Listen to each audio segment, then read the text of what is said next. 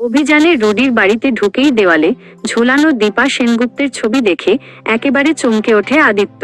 দীপা আর সুদীপার চেহারার অদ্ভুত মিল দেখেই আদিত্যর সামনে খুলে যায় সুদীপার আসল পরিচয়ের দরজা।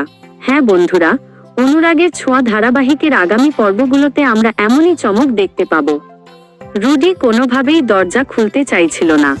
মনে মনে ভাবছিল, এই বাড়ির ভেতরেই তো আমার সব গোপন প্ল্যান লুকিয়ে আছে। এতদিন ধরে এখানেই বসে সেনগুপ্ত পরিবারকে শেষ করার নকশা করেছি। কে কোথায় আছে, কে বেঁচে আছে, সব খবর আমি এখান থেকেই জেনেছি। এখন যদি আদিত্য ঢুকে পড়ে, সব ফাঁস হয়ে যাবে। কিন্তু আদিত্যর কড়া হুঁশিয়ারিতে শেষমেশ বাধ্য হয়েই দরজাটা খুলে দেয় রুডি। আদিত্য এরপর পুরো বাড়ি তল্লাশি করতে থাকে। তল্লাশি চলাকালীন একটি বন্ধ ঘর তার নজরে আসে। দরজাটা খুলতে যাবার সঙ্গে সঙ্গেই রুডি তাকে থামিয়ে দিয়ে বলে, মিস্টার চৌধুরী, ওই ঘরে তেমন কিছু নেই, কোনো ফার্নিচারও নেই, আপনার সময় নষ্ট হবে।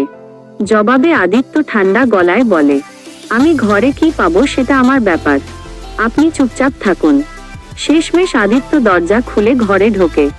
ঘরটার ভেতর ছিল প্রচন্ড অন্ধকার। আদিত্য লাইট জ্বালাতেই সত্যিটা ধীরে ধীরে স্পষ্ট হয়ে ওঠে। দেওয়াল জুড়ে টাঙানো একের পর এক মানুষের ছবি, কিছু ছবিতে লাল চিহ্ন দেওয়া। আদিত্য বুঝে যায় রুডি নতুন কোনো চক্রান্ত সাজানোর জন্যই তার টার্গেটদের ছবি এভাবে টাঙিয়ে রেখেছে। সবগুলো ছবি একে একে দেখছিল আদিত্য। হঠাৎই তার চোখ আটকে যায় এক ছবিতে, দীপা সেনগুপ্ত। ছবিটা হাতে তুলে নিয়ে প্রায় হতবাক হয়ে যায় সে, কারণ দীপা সেনগুপ্ত দেখতে সুদীপার প্রতিমূর্তির মতোই। ছবির নিচে লেখা, দীপা সেনগুপ্ত আমার চিরশত্রু। নামটা পড়তেই আদিত্যর মাথায় যেন বজ্রপাত হয়। সে বুঝতে পারে কৃষ্ণ রায়ের শত্রু এই দীপা সেনগুপ্তই। কিন্তু একই মুখ কেন সুদীপার? এই দুই পরিবারের মধ্যে আসলে কি সম্পর্ক? আদিত্য মনে মনে প্রতিজ্ঞা করে, আমাকে সব জানতে হবে, পুরোটা। তো বন্ধুরা, আপনারা কি এভাবেই চান যে রুডির বাড়িতে ঢুকেই দীপার ছবি দেখে আদিত্য জানুক সুদীপার জন্ম পরিচয়? কমেন্ট করে জানাতে ভুলবেন না।